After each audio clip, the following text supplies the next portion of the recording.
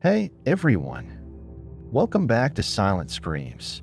Today's story takes us to an abandoned villa in Buenos Aires, a place where shadows move when they shouldn't and where the line between the living and the dead is thin, dangerously thin.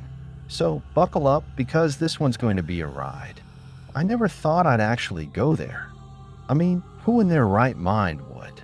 But something about the villa in Buenos Aires had always intrigued me. The locals wouldn't talk about it, except in hushed whispers. They said the villa had been abandoned for decades, left to rot and claimed by something else. A friend of mine, Luis, said he knew where it was. He dared me to go one night, and against my better judgment, I agreed. The moment we got close, I felt it. The air was heavy, almost suffocating.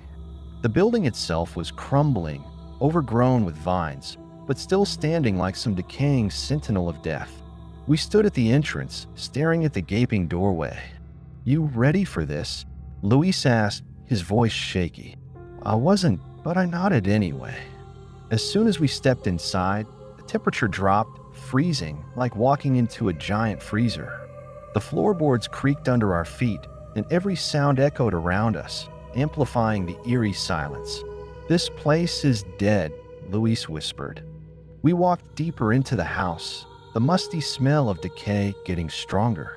Everything was covered in dust, as if the world had forgotten about this place. I felt like we were intruders, like something was watching us. I tried to shake the feeling, but I couldn't. We came to a long, dark hallway, and that's when things started getting weird. I saw it out of the corner of my eye, a shadow, darker than the rest of the room, shifting along the walls. Did you see that?" I stammered. Luis turned to look but shrugged. "It's probably just the light," but I knew better. There's no light here, only shadows.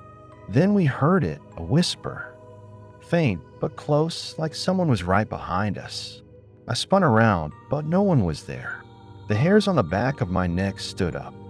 "Luis, let's get out of here," I said, trying to sound calm. But Luis didn't answer. I looked over, and his eyes were wide, staring at something down the hallway. Slowly, I turned to see what he was looking at. My heart stopped. There was something there, standing at the end of the hall, barely visible in the dim light, a figure, its shape not quite human, twisted and wrong, like it didn't belong in this world. "Go," Luis shouted, grabbing my arm. We ran back the way we came, but the villa wasn't letting us leave that easily. The door slammed shut behind us, and suddenly, the house felt alive, like it was breathing, the walls groaning as though they were closing in on us. "Luis, the door!"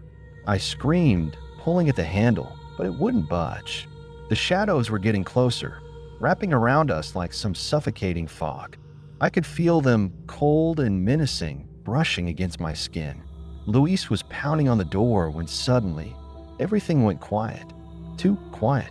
I turned to look at him, but he was gone. I was alone. Then, from the darkness, I heard it. A voice. Soft, almost a whisper, saying my name. "Come closer." I froze, my pulse hammering in my ears. The last thing I remember before blacking out was the cold touch of something, not human, brushing against my face. I don't know how I got out. When I woke up, I was lying outside the villa, the morning sun just beginning to rise. Luis was never found. I never went back to that villa. I never will. And that's it for today's Silent Screams. Some places are better left forgotten. Stay safe out there. And remember, sometimes it's better not to go looking for things that don't want to be found.